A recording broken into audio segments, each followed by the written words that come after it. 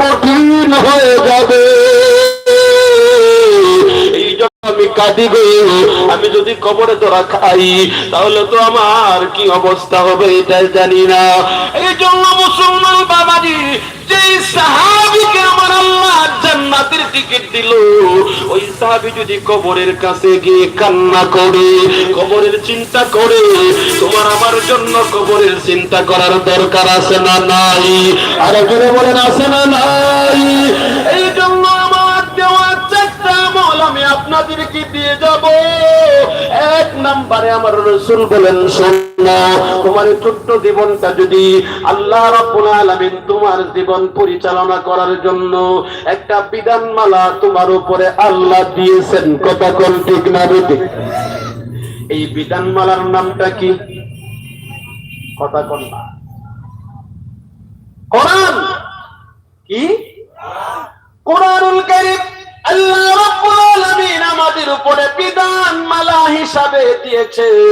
আমার রাসূল বলেন, জাআল কুরআন ইনদা রাসিহি, তোমার কঠিন অবস্থা কবরের ভিতরে, তোমার জিন্দেগির ছেলে মেয়ে টাকা পয়সা কিছুই যাবে না, কিন্তু আল্লাহর কোরআনের সাথে তোমার সম্পর্ক লাগাও, কোরআন শরীফের সাথে তোমার জীবনটা সুন্দর করে লাগায়া দাও। কোরআন শরীফের তিলাওয়াত তুমি যদি দৈনন্দিন সুযোগ নাও পাও, সবাই কমপক্ষে 5টা মিনিট কোরআনকে দেওয়া যাবে না। এই 5টা মিনিট দিয়ে তোমার দিনের যেই কোনো দিকে, সকাল বিকাল দুপুর রাত্রে, সকাল বিকাল দুপুর রাত্রে 24 ঘন্টার ভিতরে আল্লাহর কোরআনটাকে যেই কোনো একটা সময় তুমি উযু করে হাতে নিবা, কোরআনটাকে চুমু খাইবা, আল্লাহর কোরআনটাকে ভাই বুকে লাগাইবা, এবং কোরআনটা খুলে কমপক্ষে আধা পৃষ্ঠা 1 পৃষ্ঠা তেলাওয়াতের আমল যদি চালাইতে পারো, ও ভাইয়েরা বড় দুঃখের সাথে বলতে হয়, কয়েকদিন আগে, এই 3 দিন আগে আমি কলকাতা থেকে এসেছি। ও ভাই, ভারতের মোটামুটি অনেক জায়গায় গিয়েছি, এর ভিতরে কিন্তু অনেকেই হিন্দু, কথা কোন ঠিক না বেঠিক? আপনি হিন্দুদের দোকানে যান, হিন্দুদের বাড়িতে যান, হিন্দুদের যে কোনো জায়গায় যান, গিয়ে দেখবেন তাদের উপাসনালয় তারা যারে মানে, এটা কি দেবতা? দেবতা না?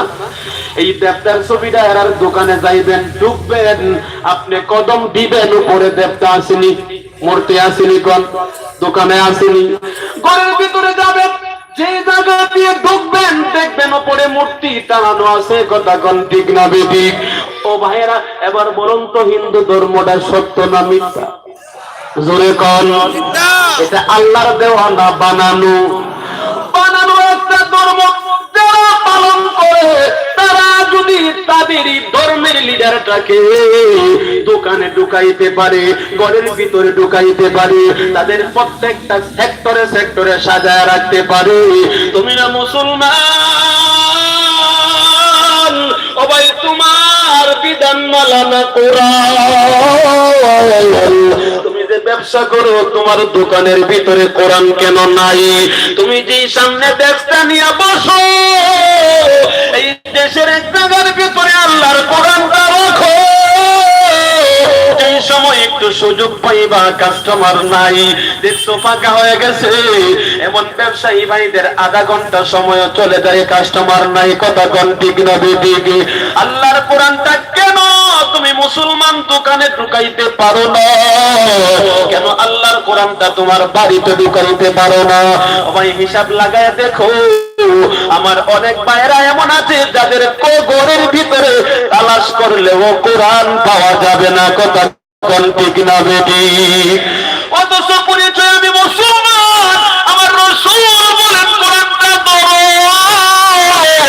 এই কোরআন তোমার ব্যবসাগারে থাকবে, কোরআন তুমি যে গাড়িটা চালাও, এই গাড়ির সামনে কোরআন রাখার ব্যবস্থা করো। তুমি কাস্টমার প্যাসেঞ্জার নামায়া দিয়া 2 ঘন্টা 3 ঘন্টা গাড়িতে বসে বসে মোবাইল নিয়ে তুমি ফেসবুকের ভিতরে চলে গেলা, অশ্লীলতায় চলে গেল। ও যুবক ভাই, ইচ্ছা করলে তো তুমি এর ভিতরে 10টা মিনিট আল্লাহর কোরআনকেও দিতে পারবে, কতক্ষণ ঠিক না বেটি? ও ভাইয়েরা, একটু চিন্তা করো না, আর কোন সময় চিন্তা করবা? এই করতে করতে একদিন কবরে চলে যাইবা, কতক্ষণ ঠিক না বেটি? ও মুসলমান বাবাজিরা, আমার রাসূল বলেন এই দুনিয়া থেকে তোমার কবরে কেউ যাবে না। কোরআনটা যদি তোমার সাথে রাখতে পারো, এই কোরআনের সাথে তোমার সম্পর্ক যদি লাগাইতে পারো রে, যা আল কোরআন ইনদা রাসিহি, তোমার কবরে দেওয়া হবে, সকলে মাটি চাপা দিয়ে চলে আসবে, আমার আল্লাহ তোমার কোরআনটাকে তোমার কবরে তোমার মাথা বরাবর দাঁড় করায়া দিবে। আল্লাহু আকবার, আল্লাহু আকবার। ও মুসলমান বাবাজি, এই হলো সেই কোরআন। শুধু তাই নয়, আমার নবীজি সাহাবায়ে কেরামদেরকে নিয়ে ওয়াজ করতেছেন, বয়ান করতেছেন। একদিন বয়ান করতেছেন, হঠাৎ করে আল্লাহর রাসূল বলেন, শোনো রে, এই মুহূর্তে আমি নতুন একটা কথা পাইলাম। কন্না আল্লাহু আকবার, জোরে কন্না আল্লাহু আকবার। এই কথাটিকে আমরা হাদিসে কুদসি বলি। হাদিসে কুদসিটা আল্লাহর রাসূলকে জানায়া দেওয়া হয়। ওই মুহূর্তে আল্লাহর রাসূল ডেকে ডেকে বলেন, এই মুহূর্তে আমি নতুন একটা আওয়াজ পাইলাম রে। ও আমার সাহাবীরা শোনো। সমস্ত সাহাবায়ে কেরাম তাক লাগায়া আমার নবীজির চেহারা মুবারকের দিকে তাকায়া রইছে। নতুন কথা যে কি আমরা শুনবো গো।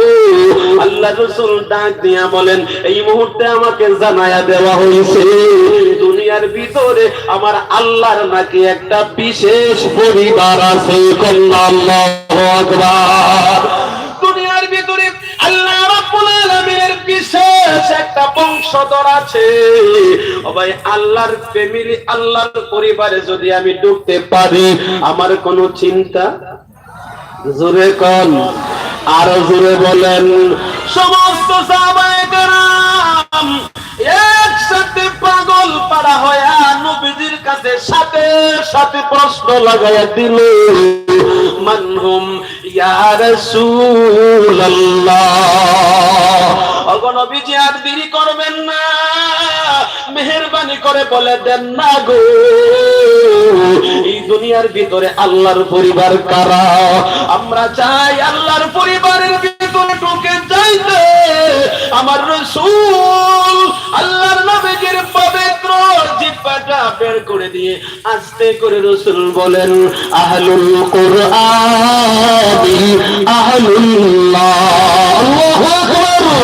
আরে আমার সাহাবীরা, এই দুনিয়ার ভিতরে কোরআন দরসে যারা আল্লাহর পরিবার তারা। আল্লাহু আকবার। ও ভাইয়েরা আমার, তোমার সাথে কিন্তু কেউ যাবে না, এই কোরআনটা তোমার সাথে কবরে যাবে। মাথা বরাবর আল্লাহর রাসূল বলেছেন, কথা কোন ঠিক না বেটি? আরে যারা কোন ঠিক না বেটি? এই জন্য আজকে এই জায়গা থেকে একটু নিয়ত করেন, আমি যেখানে যেভাবে সময় কাটাই না কেন, সারা দিনের ভিতরে আমি আল্লাহর কোরআনটা খুলে একটা পৃষ্ঠা কমপক্ষে তেলাওয়াত করব। রাজি আছি ইনশাআল্লাহ? হাতটা আল্লাহকে দেখায় আল্লাহু আকবার। আল্লাহ কবুল করে, জোরে কোন আমিন। ও ভাইরা রে, কোন দিকে যাইবা, কি করবা বলো না দেখি? তোমার আমার কিন্তু এক সেকেন্ডের ভরসা নাই। কথা কোন ঠিক না বেটি? এই হলো ভাইরা, তোমার কবরের ভিতরে চারটা দিক আছে। যেরকম কয়টা দিক আছে? একটা মাথার দিকে, একটা পায়ের দিকে, একটা ডান, একটা বাম, আছে না নাই? আরো জোরে কোন আছে না নাই? একটু জিকির করেন, লা ইলাহা, জোরে, লা ইলাহা ইল্লাল্লাহ, লা ইলাহা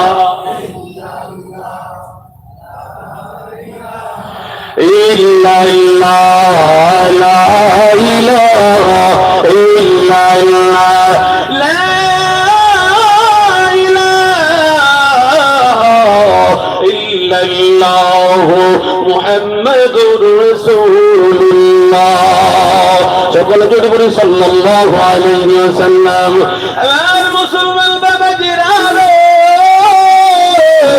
এক মিনিট আমি শেষ করে দিব, আমার ভাই চলে আসছে, আলোচনা সামনে যাব না।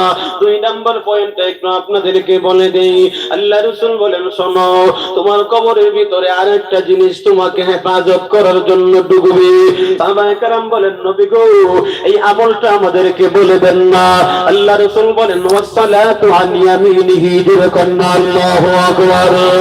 2 নম্বরের ভিতরে আল্লাহ রাব্বুল আলামিন তোমার জিন্দেগির ভিতরে দৈনিক 5 ওয়াক্ত নামাজ আমার আল্লাহ দিয়েছে কিনা জোরে বল। এই নামাজ আমাদেরকে আমার আল্লাহ দিয়েছে, কথা কোন ঠিক না বেঠিক? আর জোরে কোন ঠিক না বেঠিক? ও মায়েরা, আমার ছোট্ট জীবনের ভিতরে আমি যদি নামাজের সাথে আমার সম্পর্কটা লাগাইতে পারি, আমার জীবনটা যদি নামাজ দিয়ে সাজাইতে পারি, আমার রাসূল বলেন, তোমাকে যেদিন কবরে শোয়া দেওয়া হবে, আমার আল্লাহ তোমার কবরে তোমার জিন্দেগির নামাজগুলোকে ডান দিকে দাঁড় করায়া দিবে। আরে মুসলমানরা, মাঝে সকলে একটু বুঝে শুনে বলুন তো দেখি, আমরা জান্নাতে যাইতে চাই কিনা? আরে জোরে কোন চাই কিনা? আরে জোরে কোন চাই কিনা? আল্লাহ রাসূল এরকম সাহাবায়ে কেরামদেরকে একদিন প্রশ্ন করেছে, তোমরা কারা কারা জান্নাতে যাইবা? সকলে 2 হাত তুলে বলে, আমরা রাজি যাব। আমরাও রাজি, করনা আলহামদুলিল্লাহ। আমরা রাজি কিনা? জোরে কোন জান্নাতে যাব? কিন্তু হাত নামান ভাইরা। এরপরে আমার রাসূল যেই কথাটা বলল, সাহাবায়ে কেরামদেরকে ডাক দিয়া বলে, আমার সাহাবীরা রে, আমার আল্লাহ দুনিয়াতে যত মানুষ পাঠাইছে প্রত্যেকের নামে একটা একটা জান্নাত বরাদ্দ করেছে। যেরকম আল্লাহু আকবার। আল্লাহ রাব্বুল আলামিন প্রত্যেকের জান্নাত তাকে গিলমান সহ হাজারো হাজারো নিয়ামত দিয়ে জান্নাতটাকে সাজায়া ওই জান্নাতের মধ্যে সুন্দর করে তোমার জান্নাতটা হেফাজত করার জন্য আমার আল্লাহ একটা গেট লাগাইয়া দিয়েছে। ওই গেটের মধ্যে একটা তালা লাগাইছে। যেরকম কি লাগাইছে? তালাটা লাগাইয়া আমার আল্লাহ জানায়া দেই, বন্ধুরে, আপনার উম্মতগুলোর নামে আমি জান্নাত বানাইলাম, তবে একটা শর্ত শুধু লাগাইয়া দিলাম, এই জান্নাতের হেফাজতের জন্য আমি আল্লাহ গেট লাগাইয়া তালা লাগাইছি। সে শুধু হাতে করে একটা চাবি নিয়ে আসবে, এই চাবিটা দিয়ে তার জান্নাতটা খুলে তার জান্নাতে ঢুকে যাইবে। একটাই দায়িত্ব, করনা আল্লাহু আকবার।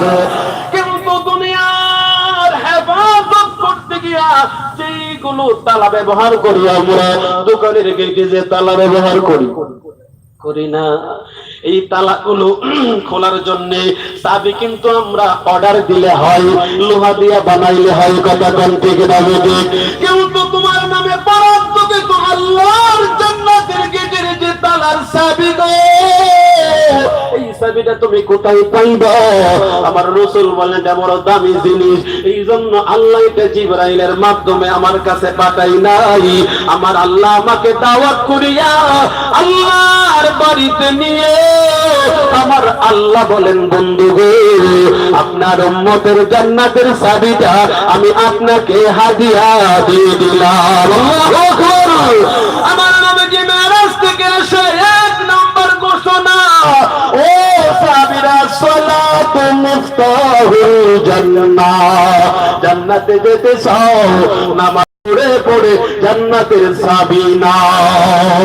আল্লাহু আকবার। এই জন্য ভাইয়েরা, আর সামনে যাব না, আমার বড় ভাই চলে আসছে, আমি আলোচনা করতাম না, 2টা পয়েন্ট বলে দিলাম, আরো 2টা বাকি রয়েছে, ইনশাআল্লাহ সুযোগ হলে বলবো। আল্লাহ আমাদের সকলকে যে আলোচনাগুলো করলাম এইগুলোর উপরে আমল করার তৌফিক দান করে। জোরে বলেন আমিন। আরো জোরে বলেন আমিন। একটা তাকবীর দেই, নারে তাকবীর, নারে তাকবীর। প্রধান অতিথির আগমন,